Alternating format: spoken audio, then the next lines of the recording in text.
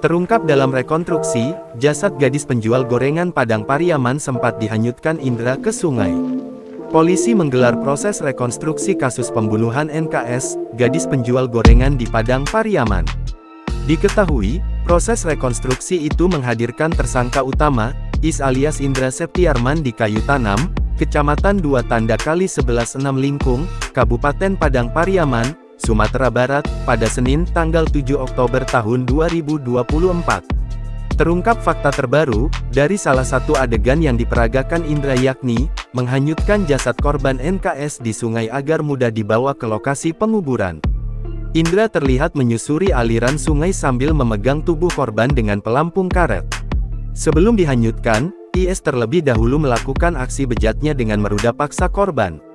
Setelah diruda paksa, tubuh korban diseret ke jurang sedalam lebih kurang 20 meter. Hingga akhirnya dibawa menyusuri sungai untuk dihanyutkan. Sementara pihak keluarga korban turut menyaksikan proses rekonstruksi dari bawah jurang. Kapolres Padang Pariaman, AKBP Ahmad Faisal Amir mengatakan, proses reka ulang ini memperagakan adegan yang cukup banyak. Ia menyebut, proses reka ulang ini awalnya melalui keterangan dari tersangka ada sebanyak 66 adegan, namun saat rekonstruksi bertambah jadi 79 adegan. Selama proses rekonstruksi tersangka Indra langsung menjadi pemeran sebagai tersangka. Sedangkan korban diperankan oleh pemeran pengganti awalnya, lalu dilanjutkan dengan boneka, setelah reka ulang di TKP 2. Terdapat sekitar 700 lebih personel gabungan yang dilibatkan.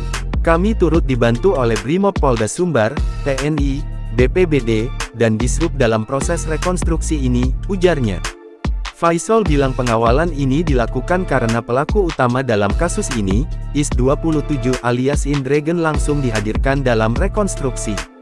Pengawalan ini dilakukan untuk memperlancar proses rekonstruksi dan meminimalisir hal-hal di luar dugaan yang akan terjadi. Download Tribun X sekarang.